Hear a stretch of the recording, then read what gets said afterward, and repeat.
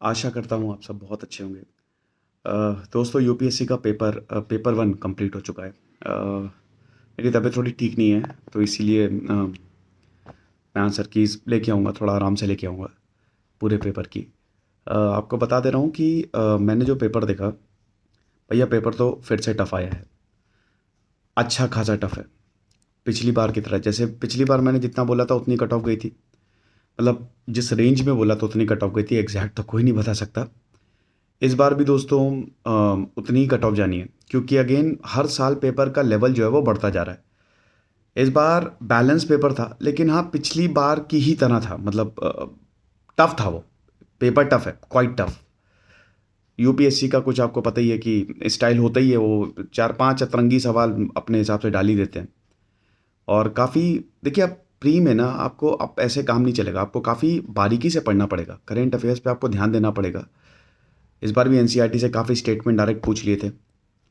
हमने जो current affairs कराए हैं अपने पेड कोर्स में, उससे काफ़ी सवाल पूछे गए थे। कुछ चीज़ें जो मैंने इकोनॉमिक्स की पढ़ाई हैं, अभी जो मैंने लेक्चर, अभी जैसे बॉन्ड यील्ड का लेक्चर अपलोड किया था, इन्फ्लेशन का लेक्चर जो यूट्यूब पे डाला था उस पे आए।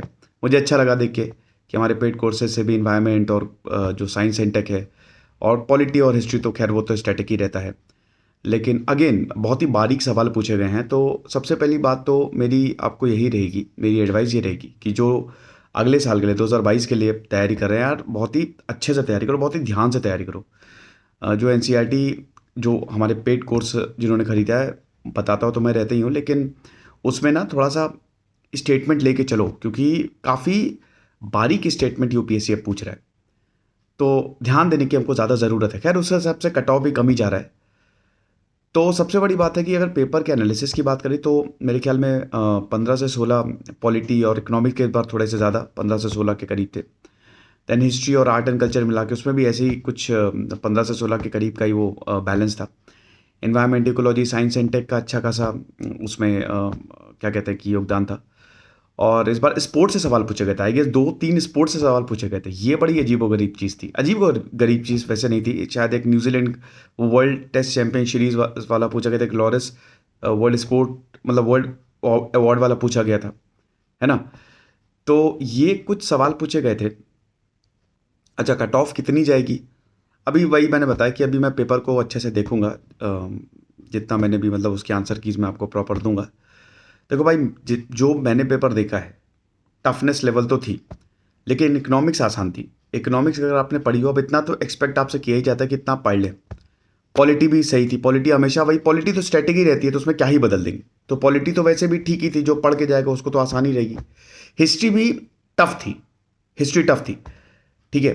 लेकिन कुछ बहुत आसान सवाल थे, जैसे क्विट इंडिया मूवमेंट का सीधा वो डायरेक्ट सवाल पूछ लिया था कि 8 अगस्त 1942 को क्या शुरू हुआ था। बहुत आसान था। एक मॉन्टेक्स क्लेम्सफोर्ड और गवर्नमेंट ऑफ इंडिया एक्ट के उससे रिलेटेड सवाल था, वो भी, उसमें भी थोड़ा सा दिमाग लगाना था।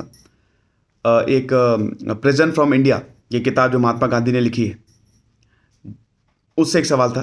तो हिस्ट्री जो है वो टफ थी। कुछ सवाल सही थे, कुछ सवाल टफ थे। करंट अफेयर से जो सवाल पूछे गए थे वो हाँ टफ थे थोड़े। और साइंस सेंटर के ठीक थे। एनवायरनमेंट के थोड़े से टफ थे, थोड़े से क्या टफ थे। मतलब ओवरऑल पेपर अगर आप देखो तो टफ ही आया था। मतलब जो पिछले साल जैसा था ना, वैसे ही लगभग इस साल का भी था। तो मेरे हिसाब से अगेन 90 से 95 के बीच में ही कट ऑफ जानी चाहिए। ये मेरा पर्सनल मानना है। पिछली बार भी मैंने यही बोला था। 90 से अगर आपके ऊपर मार्क्स आ रहे हैं तो डेफिनेटली आपको मेंस की तैयारी कर लेनी चाहिए। लेकिन मैं आपको यही बोलूँगा कि देखो भाई, अभी आंसर की जो है ना, वो अलग अलग लोग अपने हिसाब से निकाल रहे हैं। आप इतना परेशान मत होइएगा। बेस्ट यही रहेगा कि आप 3-4 जगह से आंसर कीज मिला लें, और जिन क्वेश्चन में डाउट है उसको आप छोड़ ही दें। लेकिन अगर आपके ओवरऑल आंसर मतलब अच्छे सवाल बन रहे हैं, अगर आप 90 से ऊपर मार्क्स लेके आ रहे हैं, नेगेटिव मार्क्सिंग हटा के 90 से ऊपर मार्क्स लेके आ रहे हैं, या 90 भी लेके आ रहे हैं, तो तुरंत आप मेंस की तैयारी शुरू कर दीजिए। तो ये है, और बहुत जल्द मैं अभी जो आंसर कीज है वो मैं अपलोड कर दूंगा। थोड़ी सी तबीयत मेरी सही नहीं है आज। खुश रहिए, पढ़ते रहिए। दिस इज सिद्धांत अग्निहोत्री साइनिंग ऑफ।